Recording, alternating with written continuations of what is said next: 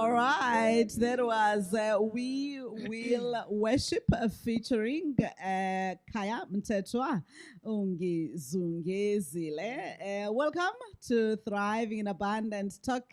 Ikamalami, Zodwa Msimang, Nsibande, and of course, I am excited today because we are bringing you a Youth Month special.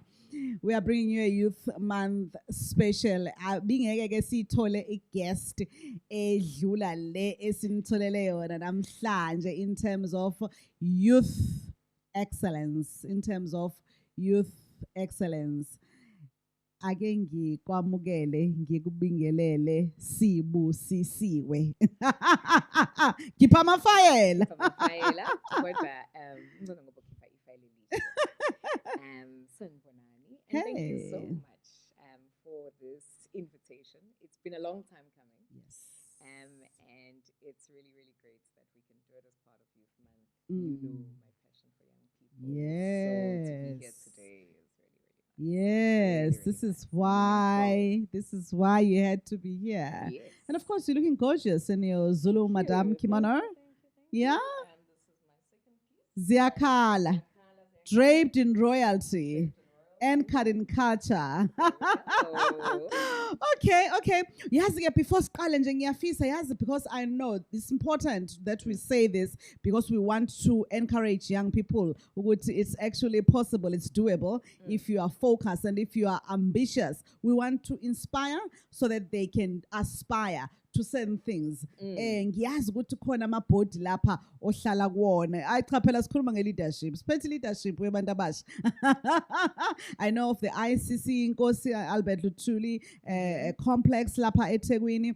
I think I also know of one of the big insurance firms, Liberty, and I think also khona into ephathelene ne-financial services sita. Which one? Which yiphenye? Khona la usihlalo khona futhi. Webantu abasha ungaba i-board member ube u-director kodwa phela ufuna ube usihlalo. Yeah. Yes. So you know, my board journey is very much starting now. I've really taken the board journey seriously, probably in the last 4 years, 2017 or so. Yeah. And you know, the thing with being nominated to sit on these boards is that boards actually have a massive amount of responsibility, legally, strategically, in terms of just the leadership of the organization. And one of the things I think, you know, especially because I have occupied spaces early in my life, I'll be the first to admit that, and I've occupied hot seats in my life very early in my life as well. The board journey for me was very much something that I wanted and have always been explicit about when I've joined a board that I wanted to grow in, because it's so different as well from just work experience and the experience of having built a business. Boards have their own language, they have their own regulations, they have their own responsibilities. And, you know, board members, I think, you know, we've seen it in South Africa. Board members end up incriminated, end up in legal battles, end up losing, you know, their professional standing, end up losing. And, you know, in South Africa, you know, with our laws, and I guess globally and everywhere else, you could even end up as a delinquent director. You know, somebody who is considered not fit to ever lead as a director on any entity, whether it's a public sector and the like.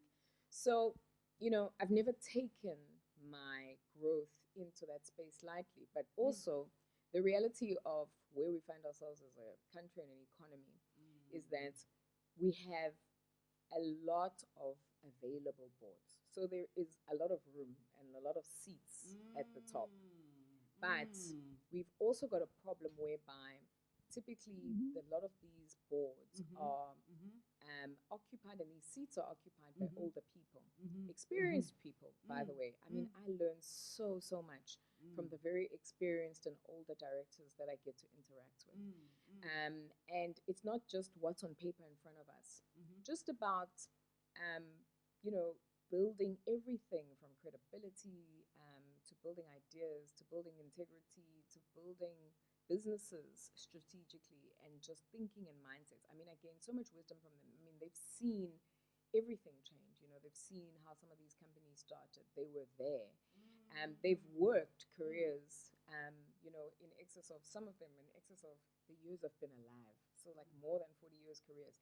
And that well of wisdom is often something, you know, perhaps their own children and young people in their world don't necessarily want to draw from, because they see somebody else who's a role model that they would rather draw from.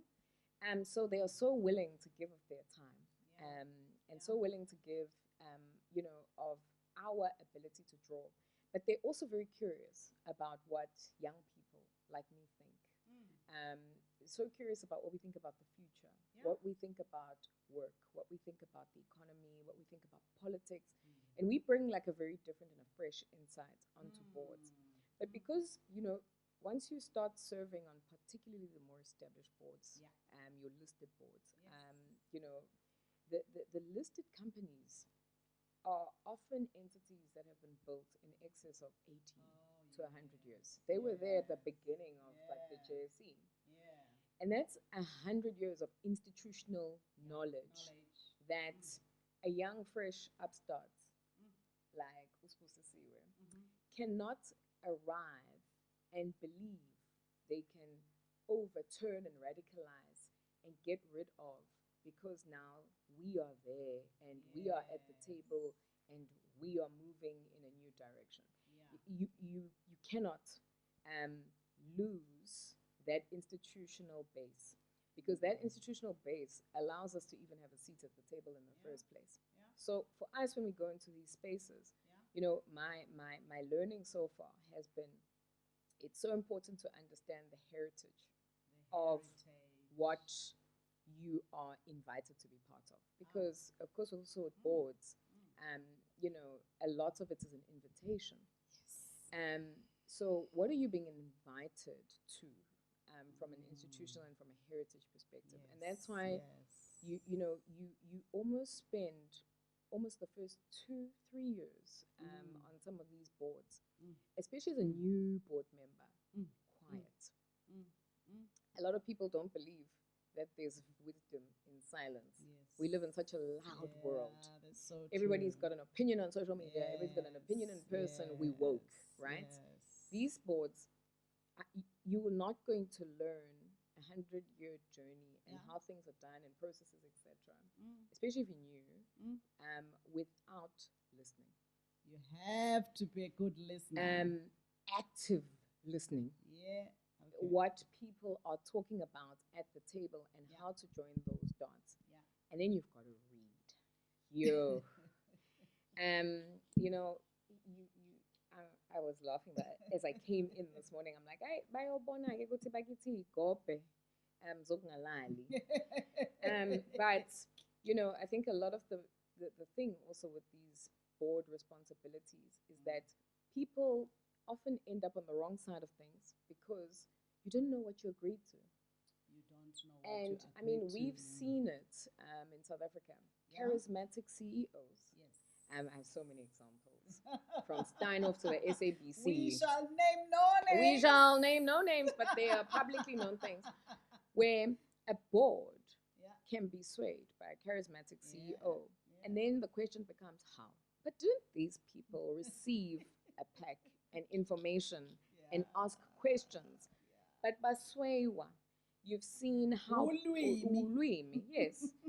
Or you can have charismatic sections of a board, or people who, over and above the mandate that the board has, have another mandate. And I mean, we've particularly seen this in our public sector and our SOE boards, where people have a different mandate to the one that everybody thought they read at injunction.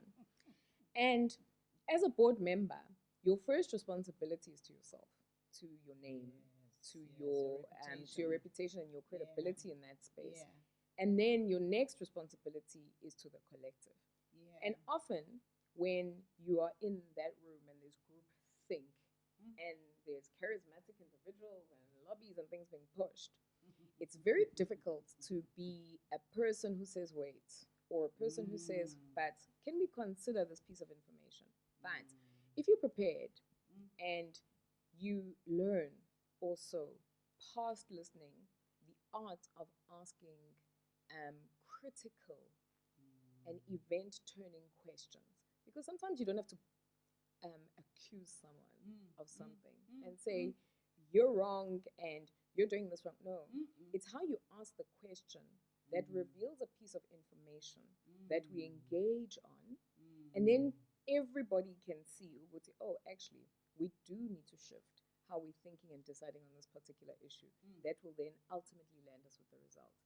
And that's something and a skill that takes intention and patience with yourself and people around the table as well. So for me, this is early days. For me, I'm very much one of those people that I consider to be emerging in the space in the market. I am a student of pretty much every board. I now do chair one board, and they will tell you that I initially refused a few times because I didn't feel ready. And not from the perspective that I don't know the space, the work, etc., but simply from the perspective that, board chairs, if board members carry so much weight, board chairs even more so. Yeah, of course. And more than that, board chairs have to shepherd the opinions of the board, also oversee and manage a song. You as a board chair, you have to manage the temperature of the room, temperaments, attitudes. You have to manage things that are not on paper. Yeah, absolutely. Over and above the paper that you contribute to. And you're almost the person who go to prison first. Also, when things go horribly wrong. Hopefully not. But you're also the person who go to prison first, or the person who has to fall on their sword first. Yeah.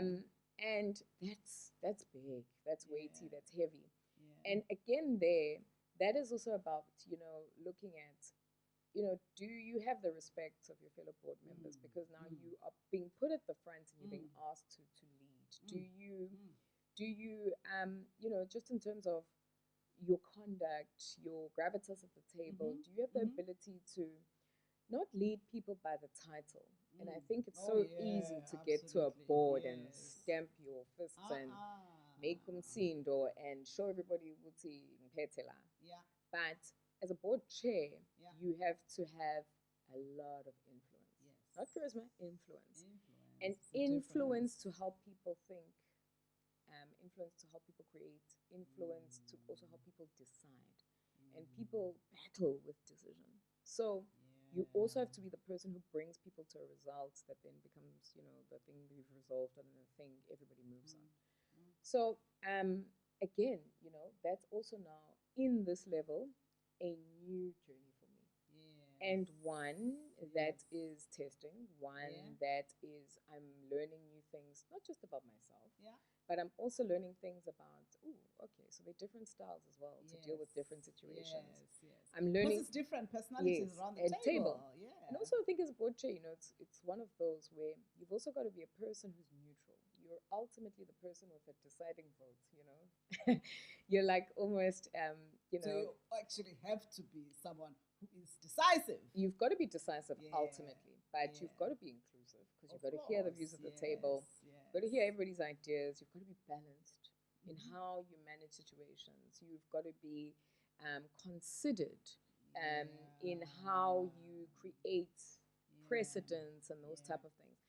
And, for us young people, especially us confident young people who have words for days. Hashtag words for days. That consideration and discernment is actually largely a function of wisdom. Oh, yes. And that wisdom sometimes may not come to you in the meeting and at the table, but then you've got to figure out ways to buy yourself time around it. And how do you do that? And you've got to be confident that you need the time, and then use the time you ask for wisely. Wise counsel, different perspectives, test what you heard, test the facts as well, and then come back and decide and lead. So for me, it's a new journey. It's a new way of learning, and I'm a junior again in that space, and I'm starting again in that space. And I'm learning a lot, and I'm uncomfortable. I'm very, I'm uncomfortable. I'm constantly I'm constantly uncomfortable about. I should have read more. I should prepare this. I'm constantly also watching other people, other leaders. I'm as well asking questions as well. Other people who've gathered experience and wisdom in these journeys, and constantly also engaging them now about saying, here's what I'm dealing with. What do I do? What would you recommend to be done? Do you have another angle and a tactic? And that it means that again you're listening because you're learning and you're actively trying now to take maybe their story and apply it to your situation, and how then do you grow from that? So wow, that was a powerful, powerful opening. I feel like I've just had a master class. So I think there's as I said at the beginning, there is a lot of space at the top. There's a lot of new spaces that are coming up at the top. There are a lot of people who are keen now as well to rest. They've been in corporates, they've been in leadership roles for years of their lives. They're ready to rest, but because of the responsibility often, they also want to make sure that they've handed the baton into safe hands. And are we safe hands? And that's a question that I think as young people, we've got to interrogate. You might be the smartest hands. You might be the most technically skilled hands. You might be confident hands. There's so many different ways you can brand and label yourself. But are you safe hands? And that's safe. It has multiple dimensions now. Are you technically safe? Are you psychologically safe? Are you, come into play. All these things come into play. Because these are people's legacies as well. Absolutely. And the same way Nazis legacies. These are families, countries' legacies. And people are literally handing you and that institutional heritage. So if we're going to be effective, Nati, and Nati amagama ethu azobhalwa lapha, by the way, azosala ebhale kuthiwa nabo badlula la, from wathinta la, yabo, waguqula lapha waqondisa lapha nathi sizosala khona. And then you see, and that also means that you've got to go in there then with a plan. You have to go in there with a plan. Yes. You don't just become excited about the board fees. No. You have to be clear with the plan. Don't get excited about the board fees, because you soon realize that by the time you earn those board fees, sometimes and by the time you get paid, literally, look, and by the time you also get paid, now and everything else, and fanele ugade just the sales textbook at the moment, even as directors, as VAT entities, as individuals. So, and those hectic. So you see the fees, don't get excited about the number on the PayPal, the number on the book. Because after you've been taxed personally, SARS now has that the handbook is coming down hard on directors and benefits related to directorships and the money shares, options and stuff like that directors are earning in those spaces and are not declaring. SARS is coming down in the sense that how are these fees and stuff documented? They are asking people who earn past a certain threshold to register on your individual rights as a VAT vendor, because you are you are effectively an input that comes out with an output, which is the result of the place where you serve. So actually, uyi-commodity kwawena. Wena nolofu wesinkwa that is feeding a company actually into eyodwa. So SARS even wants logo kuwe, you know, literally usazi ufuna umhluzu womqondo wakho. They abafuna umqondo wakho kuphela nemali yakhona, abafuna umhluzu womqondo wakho. So like with that, right? By the time you get to the bottom of those fees and you sit with what you've got, right? You've then also got to be satisfied, right? That when you finally get that remuneration for your time and for your efforts and your contribution, you've then got to be satisfied that after going through all of that and all of that work, that preparation, that building, that stretching, that discomfort, that what you do take home is, it'll cover living and petrol and the things that you need to do for a personal sevenzayo. But it also is not the real wealth in the game. The real wealth in the game is what you put down institutionally.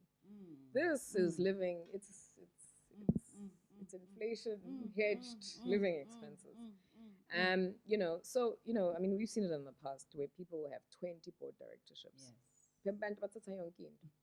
You cannot give 20 children your love, care, and full attention. Totally impossible. Boards are children. Boards are children. You can't give 20 children what they need to come out as full people. Right? So you've also got to be considered then in what you take on. How does it serve your professional aspirations? How does it serve what you purposefully want to leave in society? How does it serve your progression in an economy, in a country as well, because once you've also got the experience, you can apply the experience elsewhere. But the one thing you will not do is that you will not, especially in our age, you will not pila ngama-board fees, and you will not take 20 board positions at the same time. Bese uthi uzofika laphaya and do anything that abantu abazokwazi ukuthi bakhumbule noma bakhombe ngayo ukuthi you did and you contributed properly. Because just based on the preparation, the committee meetings, the ad hoc stuff that you're also just doing in between sort of board cycle and that sort of things, in the participation, the type of questions you should be asking strategically and the like, whilst you're not an operational member, there's no way you can give any more than a handful, literally a handful, time and the type of input and quality input that you need. So if it's more than a handful, what you then also need to understand is then maybe awenzi lutho enye, which for a young person, sisaka, sisaka wealth, sisaka homes, sisaka everything is probably impossible. And what you also then need to know is like and umuntu ongalali, umuntu who's no better than a drunk driver. Oh wow! Yeah, I actually feel like I was saying that. I mean, it's like a proper masterclass, and it's exciting because I think young people need to consider all these things when they are invited to such spaces. And yet, as much as we require everything that you have mentioned in terms of opinion, creativity, technically, and everything else, but it's also very important to be clear with it. You can only do so much. And of course, our topic really today is youth in the marketplace. Allow me, Lynn, to go to our statistics where we are in the country here. According to statistics, South Africa, in the first quarter of 2020, there were 20.4 million young people aged 15 to 34. And these young people accounted for 63.3 of the total number of unemployed persons. The unemployment rate within this group was 43.2 in the first quarter of 2020. And then it continues to say that the youth age 15 to 24 years are the most vulnerable in the South African labor market, as the unemployment rate among this age group was 59% in the first quarter of 2020. Among graduates Right. in this age group, Yep. the unemployment rate was 33.1% during this period, compared to 24.6% in the fourth quarter of 2019, which essentially means that there's been an increase of 8.5 percentage points quarter on quarter. Now, that's a ticking time bomb. Yeah. This is a ticking time bomb. Yeah. And so, as such, I'm actually curious to know from you, Lynn, what are we going to do as South Africa to try and deal with this challenge of unemployed youth, some of them skilled, some of them semi-skilled, some of them unskilled? Sure. Yeah. There's no one silver bullet. Yep. That's the first thing. Yeah. The second thing is that youth unemployment in our country is not just a function of a labor market. And I think what we tend to do is we put youth unemployment at the door of the economy and at the door of government. And we start looking at how do we stimulate the economy to create more jobs. But maybe, as you were reading those stats, and I mean, especially, the people who follow me on social media know that I love Excel. I love Excel. The world only makes sense in Excel. And I love statistics. And obviously, a lot of the stuff that I do have to end up reading revolves around statistics. And I mean, you read the 2020 numbers. But sort of as recently as the last 9 weeks, I did an update on what we looked like at the end of 2021 coming into 2022. And those figures have worsened. So we find ourselves in a country where we've got more young people and a bigger population of young people. But I think, the one thing that breaks my heart about Youth Month in 2022, it's dead silent. It is the most quiet Youth Month we've ever had as a country. Why do you think that's the case? I think 2020 Youth Month, 2021, were probably more vibrant, even though we were in lockdown. But we come back in 2022, there's nothing. There's no... It's interesting you say that, Nothing. actually, because we are now, Nothing. it's the, what? It's the 9th. Yeah. And Normally, I don't recall having heard anything. Normally, my diary in June is between events I've been invited to, events I really want to go to, things to travel for, activations related to youth. And something has died in the soul of young people in this country. Goodness, that's frightening. It really is And frightening. Young people in our country, and what we feel now, have never been past hopeless and disappointed, are now despondent. And that's dangerous. And despondency is dangerous. And the problem with umuntu who is despondent is how do you bring them back to the side of life that rebuilds them? Yes. Because, there's a grad, like a recent grad, who can't find work, but is still searching, actively looking and searching, updating CVs, doing the applications, uyaya kwizinto ey'qhamukayo, ama-internship, all skills development, training, uyafunda, uyakhomenta, usenesasasa sala lento ayifundele. They're still excited about, I have a future. Yeah. See that person you can work with. They're still excited about the They potential want to do and the something. possibility of a future. They're even trying different things, you know. Yeah. They're learning things like coding. They're watching things on YouTube. Yes. They're still fun and exciting even on social media. They are participating in new ideas. They're trying to hustle something with their friends or something. You know, they're still excited. Then there are people who,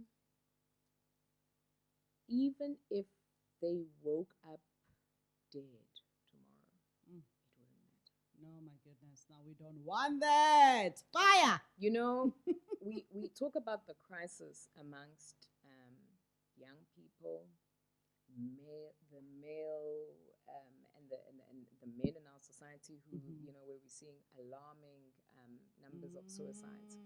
We speak about the mental health challenge that we have as a country right now, where she's never have there been a more dire need for mental health services in our communities because of just everything people have particularly gone through in the last little while. And then when we talk about those figures, I always say, hey, you know, it's easy to count people who have presented themselves for treatment. People who have presented themselves for diagnosis. People who have presented themselves for analysis of the problem. So this is now somebody who has either committed suicide and succeeded, who becomes a statistic somewhere, right? Somebody who's attempted suicide is a statistic medically often, and there's a process around them. Somebody who's depressed, who's arrived at a mental health or a doctor's office and presented themselves for a diagnosis and treatment. We can account for those people. Who are undiagnosed, untreated, unsupervised, and do not have even so much the strength to tell people, I don't mind. I actually don't mind, you know? Sing it right. Wow. Okay? Yeah, no. Now, You don't want to go that direction. You don't want to go there. And you need solutions. And how then, when we're just battling Nalaba who presented themselves with a challenge, how then do you go into the soul of a person who's good, you know, who's good at their soul at this point, whatever happens, and bring them back to the side where they still see themselves as potential. They still see their lives as possible. They still see this country as a place where they want to, you know, not can, because can is another function of something else. Want to, right? Umuntu nje ofuna ekuseni ukuvuka aphume embhedeni. And do something. Kukude kabi ukucela umuntu ukuthi ageze. Umuntu uvula amehlo ekuseni angafisi sengathi angavaleka again.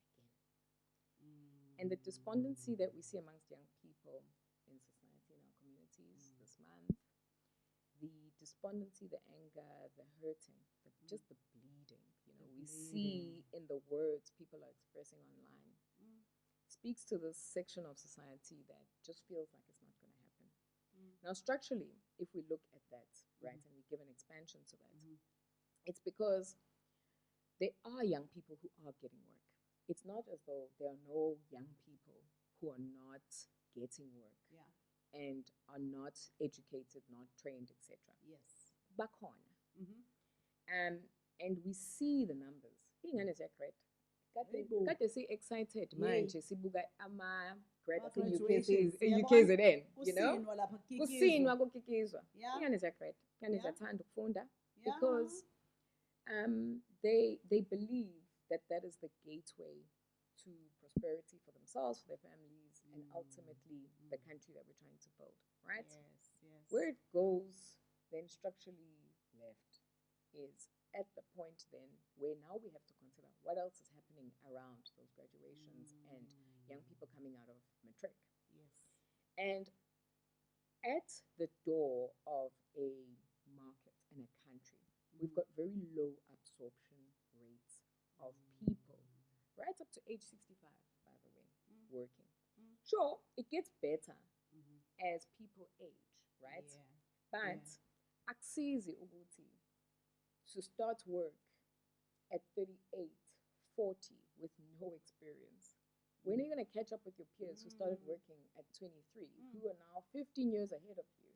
inexperience, if you only get absorbed finally into the job market as a middle-aged person, right? And that's what's happening in our country, is because just the market forces and the absorption rates of people into economy that's shrinking, into jobs that are turning from human-based. You know, Sigesa, Pitizela, South Africa about industrialization, Pitizela about manufacturing and all these things. Everywhere around the world, Nancy, Ep1, everything is becoming digital. People's professions are being replaced by machine learning, artificial intelligence, new systems that are smart and clever, right? Yes. And the one thing that hasn't changed in South Africa is the output of our education system. And I think a lot of people think output your education system umuntu sephethe isitifiketi saka matric and umuntu ophuma e-university noma e-technikoni esephethe like a diploma. In South Africa, i-crisis yethu started early childhood development. ECD. Wow. ECD. That far back. Yes. I think, you know, there was statistics released just 2 days ago talking about how in South Africa right now, only, it was actually a very scary number. And please, can I just reference my notes to that particular statistic? Because can you see how my notes are working? Because Hashtag asinamona, because these notes are important. But I think it becomes something that's incredibly important to note. What this information is actually trying to say to us, you know. They've been doing a study specifically looking at learners up to grade 4. Oh, wow. So Omonto, who's in grade 4 this year, would have typically started grade R just before the pandemic. They would have gone into grade 1 or 2 during the pandemic itself. And now they pop out in 2022 and they'll say Funda or grade 4. If you think about your foundational years of school, the foundational years of school primarily teach you probably 3 or 4 key and core concepts. Comprehension. They teach you numeracy. So you count with your fingers initially, and then funda my times table, no plus, no BODMAS. That was it. BODMAS. And then they teach you literacy. So how to read, but more than how to read, how to learn, right? And then they also teach you competence. So competence, in those of you who have younger children, competence is the ability to use your body's reflexes, like the pincer reflex, to hold a pen. Now, when we were at school, grade R, grade 1, whatever the last year of preschool was called, you did hours of writing, cursive. Remember in the exercise books, you practiced your A's, and you used to think, what are we doing here for hours and hours? And you went home and the homework was the same thing. You learned to trace. You learn to color in between things, how to apply colors in a specific way, right? Reflexes, using the reflex of a person's body. Pincer reflex, hold a pen. You know, eyesight coordination, hand, foot coordination. So it's why you teach children ball skills. To catch a ball, stay balanced and standing. How to kick a ball and watch it at the same time, right? So, back to early childhood development in our country. And I'm not going to say education, development. Development, I hear you. The things I'm talking about now. Who's teaching parents, especially black parents, new parents, that those are the things that umntwana, from the moment a baby is born, how to stimulate them on a daily basis. Umntwana is born with the ability to see, is born with the ability to hear, can think. Ngoba uyazi ukuthi mayiselambile, I must cry. attention. Mm. Uyazi ukuthi mase manzi, they feel something, it's not Yeah. comfortable, Yeah. attention. Mm. They don't have the language, they can't construct a Mm. sentence, but umqondo uyathatha. Mm. And uti, bring to somebody's attention that I need help. Yes. Right? Yes. How many parents, how Mm. many mothers, I mean, Auntie Zoe, you a mother, who taught you stimulus in early childhood education? People don't pick up their children are everything from dyslexic to autistic to hard of hearing, have bad eyesight, etc., until most children go to school, right? And that's not a function of parents who are negligent, by the way. It's a function of parents who don't know what to find and don't know what to look for and don't know, because you can pick up those things, all of the things I've described, within the first 8 months of a child's life. If every day you are intentional about stimulating the corners of a person's mind. Ingane, they'll say to you, talk to a baby, so that the baby learns an appreciation of language. So the baby can attach words to objects. You know, Ingane learns how basic requests, daddy, waves, bye-bye, so he knows what the meaning of the wave is, etc. Right? Yeah. That's a person who's learning concepts, Yeah. objects, how to apply them contextually, right? Yes. Yes. So at 8 months, if you consider, hey, khona lezi ngane zalamanje. If you consider that a child has been alive for nearly 2/3 of that first year, if you are intentionally looking out for certain things, by 8 months, usuyabona ukuthi something or a milestone or something is not being matched. Yes. And I know what we do. Yeah. In our wokeness, we tend to say, well, people are different. Oh, Well, you know, we mustn't compete and Mengakakhasi, compare, usazokhasa. usazokhasa, myekeni, and Yes. whatnot and so forth. Yes. And yes, each child will do and develop at their own pace. Yeah. But if you know what to look out for in that first year, you already know ukuthi owakho u-accelerated, uphambili kwabanye, Yes. noma wakho uyasala. Yes. Without even ukumqhathanisa nechat, Yeah. uyambona umntwana ongezwa by the way they respond to everything from lights to sound. Makuphuma into ingane nje ilale nje ibhekele, you have a problem. Yeah. Without comparing them to anyone. A baby is designed to taste everything, touch babies touch. That's how they learn in that first year. Touch. And touch, grab it, and put it in your mouth. Taste it. Right? Owakho mengathanda ukuthinta. Owakho mengathanda touch and texture. Owakho makukhona ingubo athanda ukuyigqoka, owakho amanzi. Maye khona izinto ozibonayo ukuthi this is beyond ukuthi akakufuni.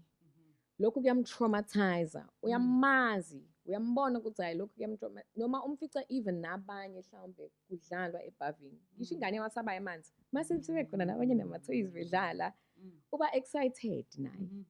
Owakho bengabe excited. Kuze kuthiwa ingane yasibani beneyivihlina. Niyo niyidlalise inbuke. They are dealing with something. All right, let's come back to this issue. But here, this is where I'm going. Yeah. Right? That as long as you have not reformed that awareness in a society. System, yeah. Now, here's your end result. Right? Because your graduates, as a function of what comes out of the funnel, is very small in comparison to Kala Nobani. Yeah. Got grade 1, Apume Nobani, got grade 12, All right. Apume Nobani at degree level. Yeah. Right? Okay. And here we are sitting in a country where now our statistics are scaring us and saying only 30% of our grade 4s have the ability to learn. Umuntu ka grade 4 about 70%, if we're saying they don't have they have not mastered amaphila okufunda, right? But they're still young enough for to correct on it. Because now, this is the point. Lasima khona. Sithi, hey, okay, kune problem. Bese sibaqala phansi because they're still small enough. They're sort of 9, 10. Can be redeemed still at that age. We can redeem them. We Yeah. can support them. Yeah. We can help them. Yeah. Naloko kushodai. Yeah. Because they're also not completely ignorant. They're just skills we've got to get to a point so that they succeed. Right? We can still fix it, but we don't fix. Indesisiyitsheliwe. So abantu nje sibaphusha nje sibakhondona. Siloko sehlisa u50% pass, siwenza u40, kugcine manje ku30. By the time they come out of school, kebe mshoke ku 15% if they're lucky. No, we're not going there. Yes, I refuse. but you see, this is the problem of not stopping and reflecting on why are we here? How did we get here? Right? Yeah. This is the problem. Yeah. So now we say baphusha labantu. Bayaphuma eventually ka matric, sifuna ama pass rates abe mahle. Bayaphuma bonke bayi-million. By then who knows bayi-million. And none of them have left school with any skill. The 4 skills, right? These people, especially by matric, usayakwazi ukuyi-applyela for higher education, imisebenzi. Lo muntu sithi kuyena simnika ukhiye wezwe uphethe i-ID lo muntu no-18 imthetho uthi uyi-adult akayiphathe. Sithi lo muntu akadrive imoto senze yonke. Everything is connected, by the way. You know when you see bad drivers on the road, if you consider that a person couldn't read when they left school, okay, 53 uphase kanjani. So mayehlangana ne-stop no yield emgwaqweni akushayise uzonibulala vele ngoba i-blind spot akayazi. Everything is connected. Everything. Umuntu who has not been taught about, who has not refined reflexes, perceptual reflexes. You know, that's how we teach children to kick balls. Ngoba ngithi uyabona umlenze mawuhamba nebhola ukuthi liya kude kanganani ibhola. Uyazi ukuthi mayishaya kakhulu yahamba. Kodwa mayishaya kancane ukuthi lifike kuloku liduze kwakho acontrol ireflex, uyazi ukuthi nalokho kuzohamba kanjani. Yambona ke manje umuntu esemgwaqweni drive kuthiwa akabheka i-blind spot. Akazazi ezinye imoto perceptually ukuthi ikephi.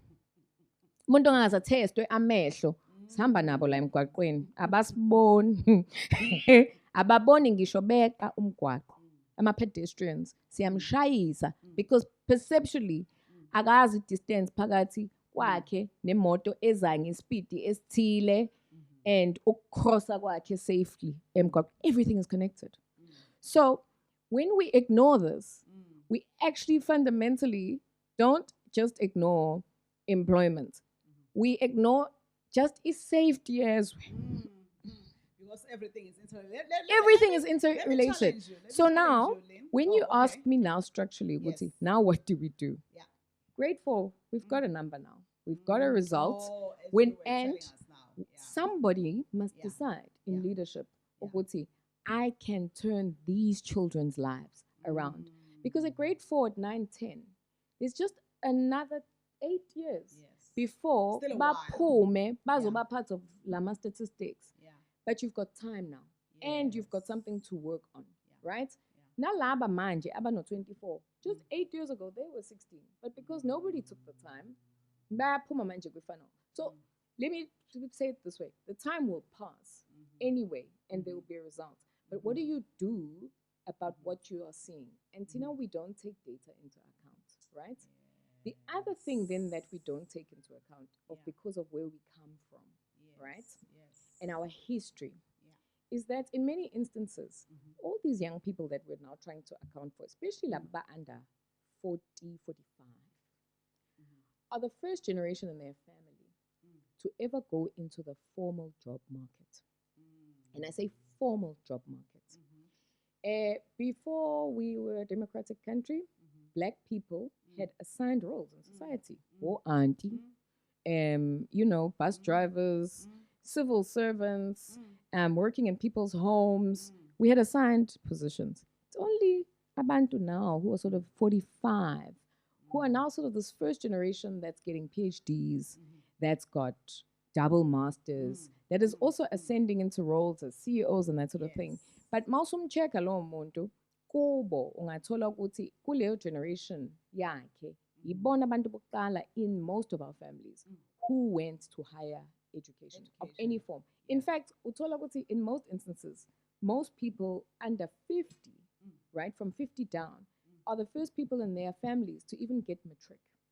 Yakhumbula before kwakhona junior certificate to JC, where the exit for most black people to go into artisan roles and these unskilled roles was standard, the equivalent of standard 8, grade 10 today. Kuthiwa at grade 10, also grand, usungahamba-ke uyosebenza le msebenzi ebekwe uhulumeni.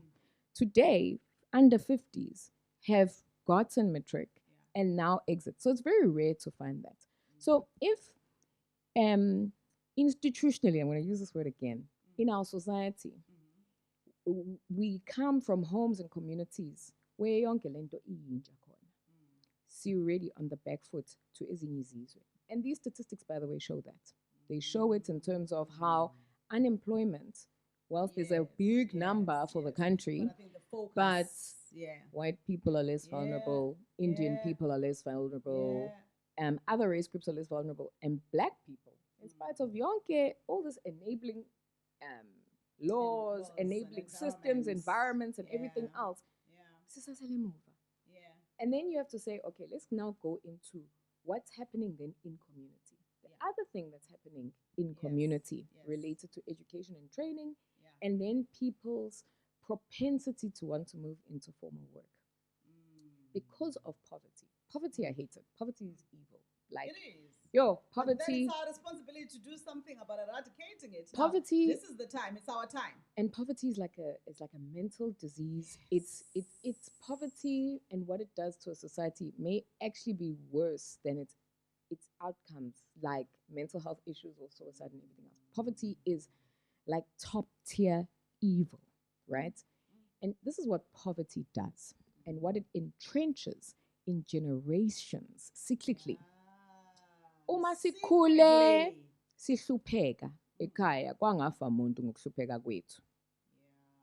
I grow up expecting to potentially be poor and grow up in an environment that has a cap on me, but I may, up to a point, hope I can go over the cap.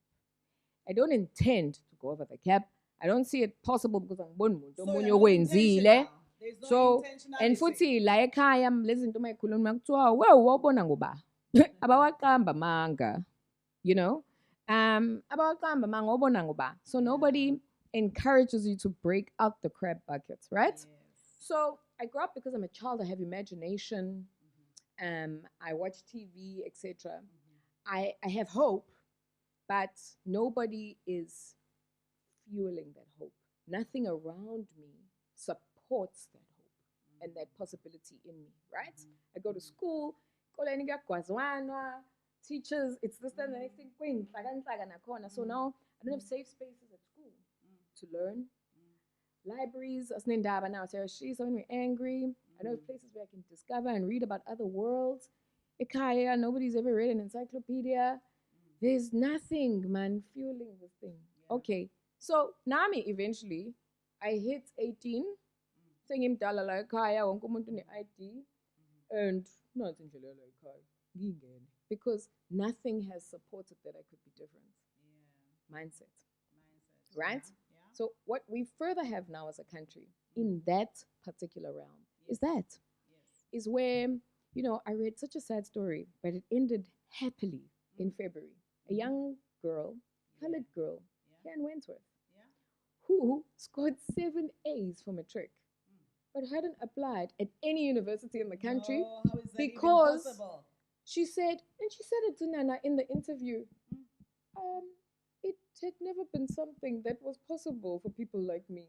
For people like you, no, about 7, like 2022. Oh, I thought I should just double check because I'm like, how part is that of even the possible? matric class of 2021. She said it is not something that is possible for people like me.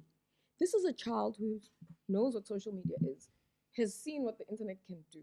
She had 7 did not, CAO had not even entered the conversation. Kubo, even nasesikoleni la Bana ephasa nasesikoleni khona. ke, this is where I'm like, Akekho. what So are can you we? see now? Can you see now?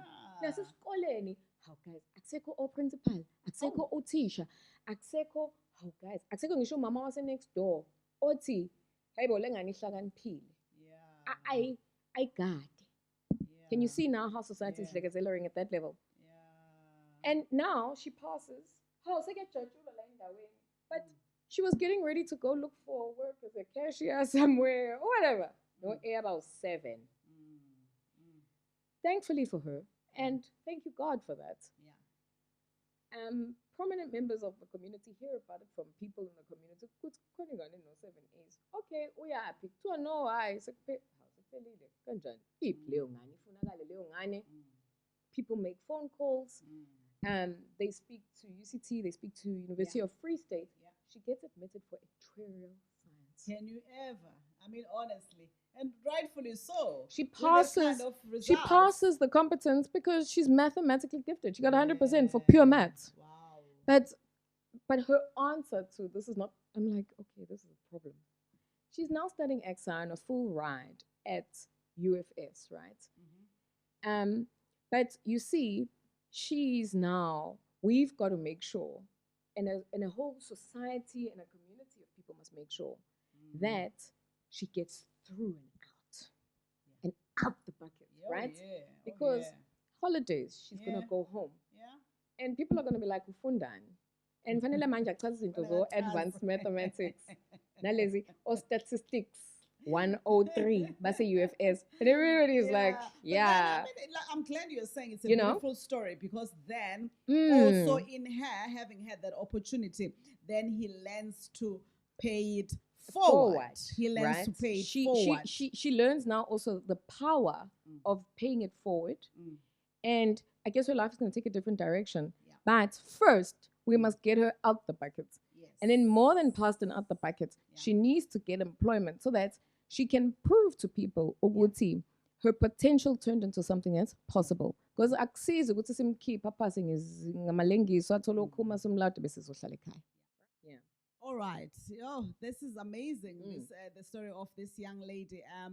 I am so excited, Lynn, because I mean we're obviously going to be doing another session of this conversation where we will then start looking at solutions, because we're gonna have to have solutions for this challenge that we have in our beautiful country, South Africa. We love you, South Africa. So just for today, can I get your parting shot? Yeah. Just for today. Sure. I think on the top of the problem, we see that the bomb is actually like a detonation point in our country. But we very rarely give ourselves conversations like this where we unpack how did we arrive here? And then the reflection space and time to now sit back and say, unemployment. And I started this conversation by saying, unemployment, we always put it at the door of the government and business. But now can you see that the root and umsuka walento is structural and systemic. It's in the water we drink in our communities, right? At that level. And it takes us back to creating a productive nation is not the job of just government and business. Creating a productive nation is each and every single one of our responsibilities. I like to use the line, this country is our business. And I think sometimes we take that lightly. And we love to complain. We take that lightly. But if you remember, Ukuti, a country is a population and or a society of people. Who are people? Us. It's us. And we vote people into government. And we raise people to go through an education system and go to work so that they sustain lamaleka sinama institution kade ngikhuluma ngawo ekuqaleni 100 years. And remember I spoke about the baton. The passed down, right? It passed down We spoke about it in the context of board governance Yes, and safety yes, there. yes. The pass down of the baton starts in our homes. And Oh, we're not passing yes. down Oh, yes. gold bars, nemali, nezinto Utenza ey'bambekayo. in the name of We Jesus. are passing down mindsets, attitudes, and we are passing down ways of thinking and creating into the future. But if those things are blocked in a family and then in a society, in a community, Yes, yes. the country is blocked. Yeah. So, see, how do we unblock Yes, lemigodi yama-drain amile as a country? And what role does every woman, every man, every person who lives and breathes in a society, whether your soul is still alive to your possibility or dead to it, what do they do? Because we spoke about there are people who don't mind. But and that's because nobody has said to them, you're significant, you matter, you can do something about it, right? All the things they have tried to do are actually the things that are not umsuka. They've tried to now touch the top of this plant without investigating ukuthi kulo mhlabathi la kukhonani, right? Yeah. How now do we say to the people who feel like they're buried under lo mhlabathi, right? Ukuthi hey, lapha emhlabathini yazi singaqala nalapha. Because we've said to them they're buried and they are not seeds. Yeah, yeah. Oh wow, oh wow. I actually just feel like because we want to encourage young people out there. There's a worship that I like that is coming to my spirit right now. Just before as we're going to a close, it won't always be like this. Sooner or later, yes, it will turn in my favor. Sooner or later, it will turn in your favor. It's gonna turn around for you. It's gonna turn around for you, young person. I would like to encourage that you join us again next week as we continue with this conversation with Sibusisiwe, Lynette Ntuli, and of course, who is the CEO of Innate Solutions.